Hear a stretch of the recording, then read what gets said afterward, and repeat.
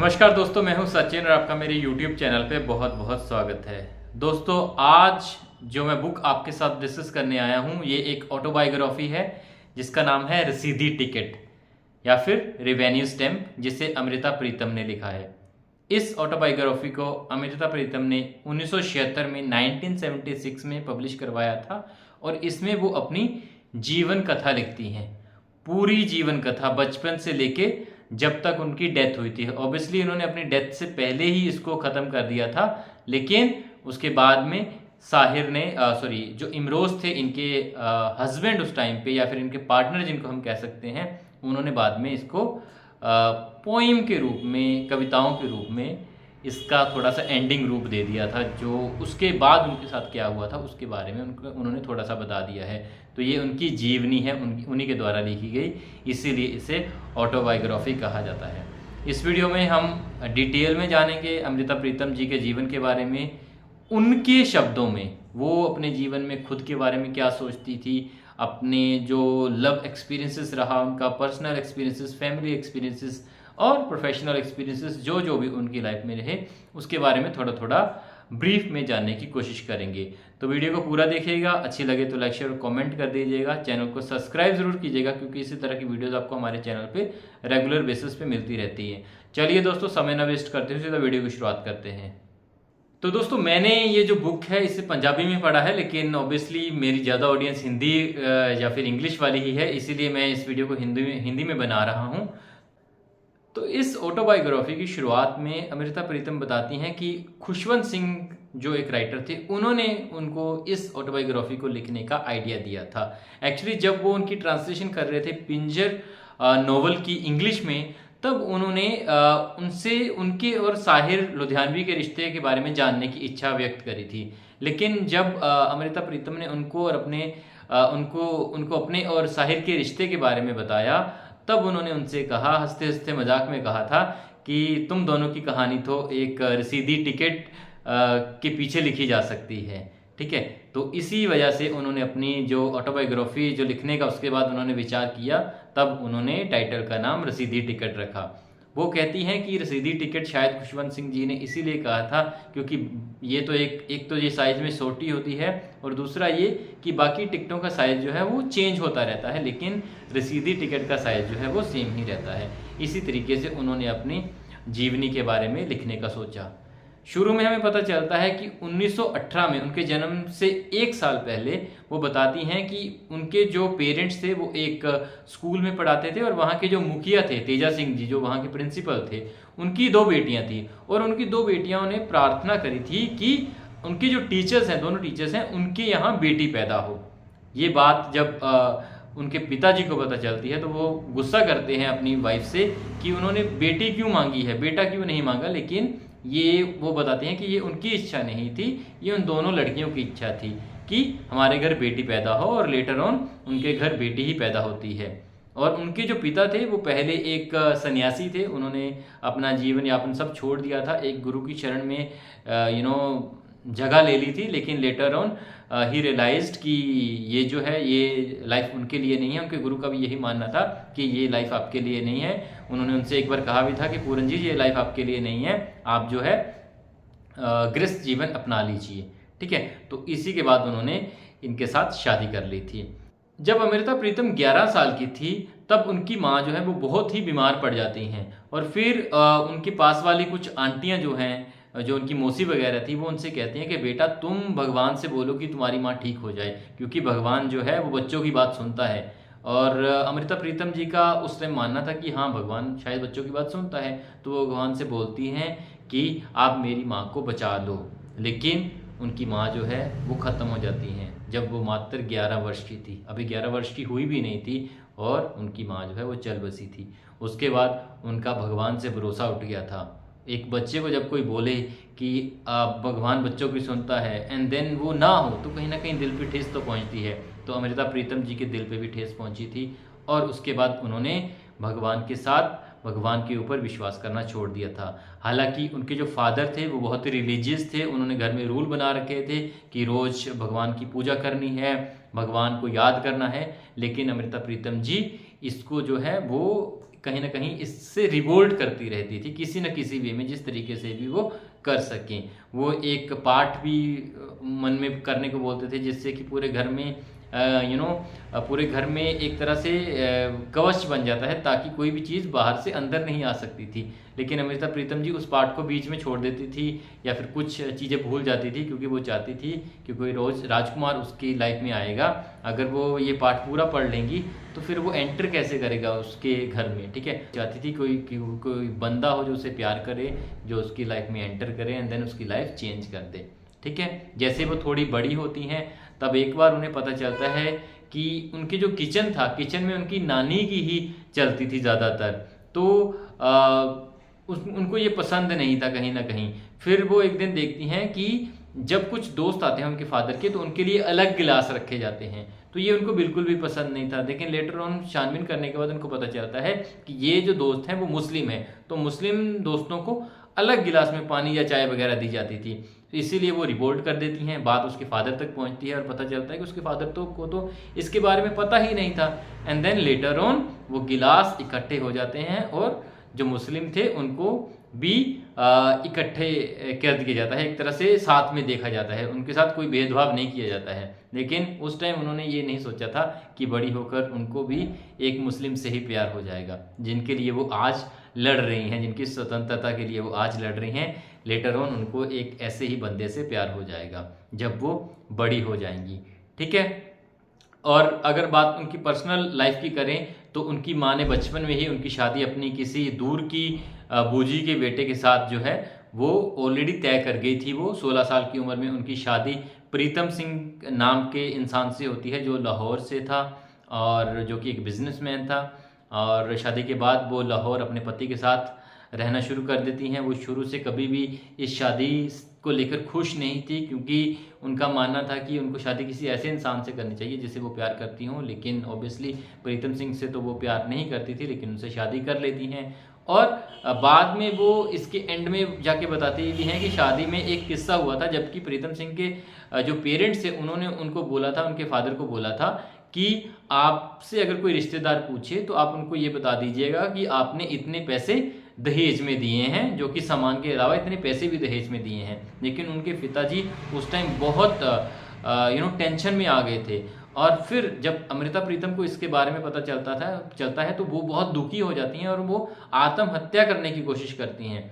वो सोचती हैं कि वो आत्महत्या कर लें, क्योंकि अगर उनके पेरेंट्स को फादर को इतनी दिक्कतों का सामना करना पड़ रहा है उसकी शादी के लिए, तो फिर वो नहीं रहना चाहती थी। तो फिर उनकी दूर की मौसी ने अपने सारे गहने निकाल के उनके आगे रख दिए थे कि आप ये दे दो इनको, ताकि उनके जो पैसे हैं वो पूरे हो जाएं। लेकिन लेटर ऑन पता चलता है कि वो उनसे पैसे नहीं मांग रहे थे, बल्कि वो एक वैसे बताने के लिए बोल रहे थे कि अगर कोई पूछे तो बता दीजिएगा, उनकी थोड़ी सी इज्जत बनी रहेगी। देखिए ये हम 20वीं सेंचुरी की बात कर रहे हैं, तो उस समय दहेज प्रथा बहुत चरम सीमा में थी, ठीक है। तो ये तो कॉमन ही था, कोई ज़्यादा बड़ी बात थी नहीं थी उस टाइम के कल्चरल पर्सपेक्टिव को देखा जाए तो 16 साल की उम्र में उनकी शादी प्रीतम जी से हो जाती है। वो अपने पति से उतना प्यार नहीं करती हैं और इसीलिए शादी के कुछ सालों बाद उनको जो है साहिर लुधियानवी से प्यार हो जाता है। वो साहिर लुधियानवी से पहली बार किसी मुशायरे में मिली थी, जहाँ पे साहिर लुधियानवी एज ए शायर आए हुए थे और वो वहाँ पे मिलते हैं। वो ज़्यादा बात नहीं करते हैं, एक दूसरे को देखते ही रहते हैं और कहीं ना कहीं अमृता जी को लगता है कि वो उनसे it was kind of love at first sight for both of them, ठीक है। तो शायरा जब ख़त्म हो जाता है और शायरी के बाद उनको किसी गांव में जाना था, वहाँ से निकल के लाहौर के लिए निकलना था और फिर बारिश शुरू हो जाती है। देन लेटर वो पैदल चल के किसी बस स्टैंड तक पहुँचते हैं और वहाँ से बस लेके वो लाहौर के लिए निकल जाते हैं, ठीक है। तो इसी तरीके से उसके बाद उनकी जो है लाहौर में मुलाकातें शुरू हो जाती हैं। वो उनके घर में अक्सर आते थे साहिर जी, और उनके घर आके सिगरेट पीते थे उनके घर आके। उनसे बातें तो खैर नहीं करते थे, वो खामोश एक दूसरे की ओर देखते रहते थे। तो इसी तरीके से उनकी जो है उनकी एक दूसरे के साथ एक ऐसा प्रेम था जो कि वन साइडेड था फ्रॉम बोथ द साइड्स, ठीक है। दोनों एक दूसरे को प्यार करते थे, लेकिन किसी ने एक दूसरे को कभी भी बोला नहीं। लेटर ऑन साहिर जी उनको बोलते हैं कि वो उनके घर के बाहर कितनी देर तक खड़े रहते थे, सोचते रहते थे उनके बारे में, लेकिन कभी उनका मन ऐसा नहीं हुआ कि वो अंदर आके उनसे बात कर सकें, ठीक है। तो इस तरीके का रिश्ता था उनका। और अमृता जी कहती भी हैं कि जो साहिर था, साहिर बहुत ही गुड लुकिंग तो नहीं थे वो, इसीलिए उसी वजह से उनको कहीं ना कहीं वो कम्प्लेक्शन था कि वो अच्छे दिखने में अच्छे नहीं हैं, इसीलिए शायद वो उनको कभी भी प्रपोज नहीं कर पाए, या फिर किसी भी और लड़की को। वो अच्छे पोइट थे, अच्छे एक्टर थे, लेकिन फिर भी कहीं ना कहीं जो ब्यूटी कॉम्प्लेक्शन था वो उनके मन में बहुत ज़्यादा था, इसीलिए वो कभी भी वो अपने दिल की बात किसी के साथ कह ही नहीं पाए, और अमृता जी के साथ भी कभी कह नहीं पाए। तो एक औरत जो कि शादीशुदा है, जिसके 2 बच्चे हैं, वो तो क्या ही कह पाती। ठीक है, इसके बाद हमें पता चलता है कि अमृता जी एक बार साहिर के घर भी जाती हैं, उनके घर रात रहती हैं, अलग कमरे में दोनों सोते हैं। एंड देन अगले दिन उठ के वो बुला के लाते हैं अपने दोस्तों को, और चाय नाश्ता उनके साथ मिल के करते हैं। वो उनकी मदर जो थी साहिर की, वो बहुत ज़्यादा अमृता का चाह करती हैं उनके आने का। वहाँ पे वो वहाँ पे 1-2 दिन रहती हैं और फिर वापस अपने घर चली आती हैं। तो इस तरीके से एक बहुत ही वन साइडेड लव था, लेकिन बहुत ही गहरा रिश्ता था उनका साहिर जी के साथ। और इसके बारे में उन्होंने अपनी इस ऑटोबायोग्राफी में डिटेल में बात करी है। जब आप इसको पढ़ेंगे तो आपको बड़ा मज़ा आएगा। तो जब जब साहिर जी अमृता जी के घर आते थे, तब वो सिगरेट पीते थे, और उनकी आदत थी कि वो सिगरेट आधी जला के छोड़ देते थे। और जब साहिर जी वहाँ से चले जाते थे, तब वो सिगरेट के आधे टुकड़े संभाल के रखती थी, और वो बाद में उनको पीती थी। उनको लगता था कि जब वो सिगरेट को अपने हाथ में पकड़ रही हैं, तो उनको ऐसा लगता था कि वो साहिर का हाथ चूम रही हों, साहिर का हाथ पकड़ रही हों। ठीक है, जब वो लगाती थी, उनको लगता था कि जैसे वो साहिर को चूम रही हों। तो इस तरीके से बहुत ही गहरा लव था उनका, बहुत ही गहरा, बहुत ही अच्छे से पसंद करते थे उनको, लेकिन वही तकदीर में उनका मिलना नहीं था।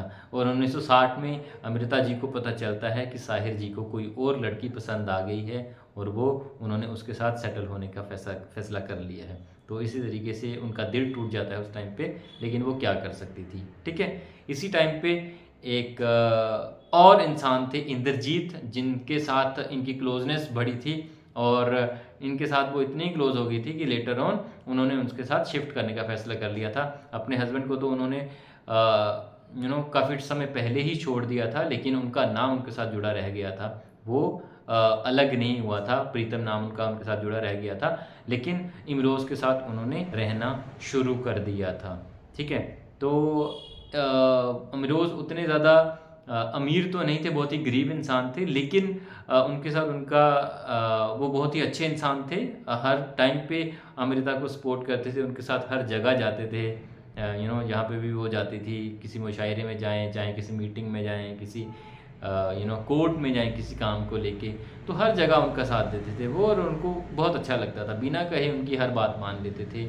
और एक बहुत ही अच्छा रिश्ता था उनका। बाद में जो साहिर थे, जब वो इमरोज़ के साथ रह रही थी, तो उनको एक बार वो विज़िट भी करते हैं, लेकिन वो ज़्यादा बात उनसे नहीं करते हैं उस टाइम पे। तो इस तरीके से इनकी जो लाइफ थी वो कहीं ना कहीं ट्रायंगल लव स्टोरी थी इनकी। अपने पति को तो वो कभी प्यार नहीं कर पाई, लेकिन पति से के अलावा 2 इंसानों को उन्होंने बहुत पसंद करा था, साहिर और इमरोज़।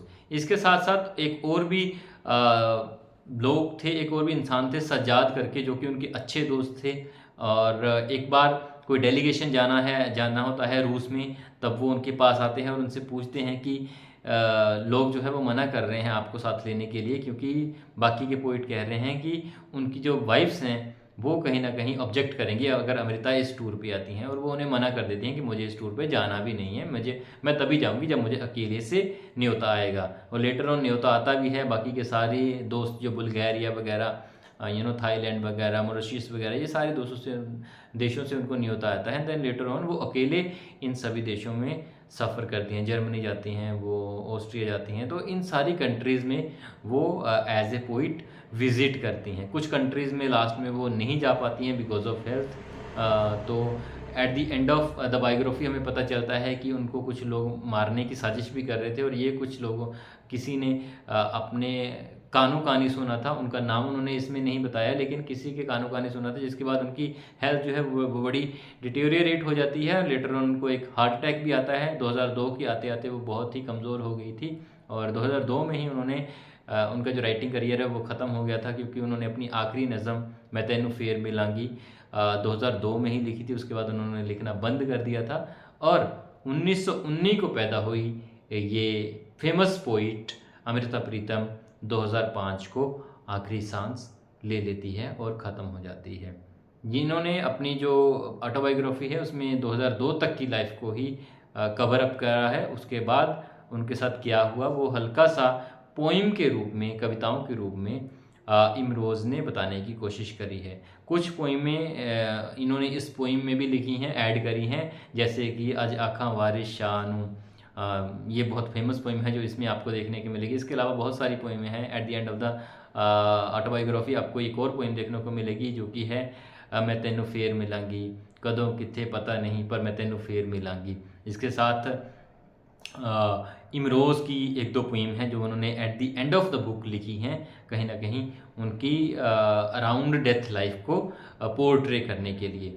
तो बहुत ही अच्छी ऑटोबायोग्राफी है ये, बहुत ही अच्छी कहानी है ये। हालांकि हमने इतना ज़्यादा उस चीज़ को लेवल अप कर दिया है, अमृता प्रीतम की जीवनी को, इनके बारे में इतना सुना है कि हम बहुत ज़्यादा एक्सपेक्टेशन करते हैं। और जब आप इस ऑटोबायोग्राफी को पढ़ेंगे तो शायद आपकी वो एक्सपेक्टेशंस मीट ना हो, ठीक है। लेकिन बुरा मत मानिएगा, राइटर ने अपने आप को अपने तरह से बेहतर लिखने की कोशिश करी है और बहुत अच्छे तरीके से उन्होंने लिखा है। मुझे तो पर्सनली बहुत अच्छी लगी थी। हाँ, जितने एक्सपेक्टेशन मैंने रखी थी वो शायद उतनी मीट ना हुई हूँ, लेकिन अगर आप एक्सपेक्टेशन को साइड पे रख देंगे तो ये बहुत ही अच्छी जीवन कथा है, आपको लाइफ में एक बार ज़रूर पढ़नी चाहिए। तो इस वीडियो को मैं यहीं पे ख़त्म कर रहा हूँ। आई होप कि आपको वीडियो अच्छी लगी होगी। वीडियो अच्छी लगी है तो लाइक, शेयर और कमेंट कर दीजिए, चैनल को सब्सक्राइब कर दीजिए, क्योंकि इसी तरह की वीडियोस आपको हमारे चैनल पे मिलती रहती हैं। नई वीडियो लेके जल्दी आपके सामने हाजिर होंगे। तब तक के लिए thank you very much and have a great day.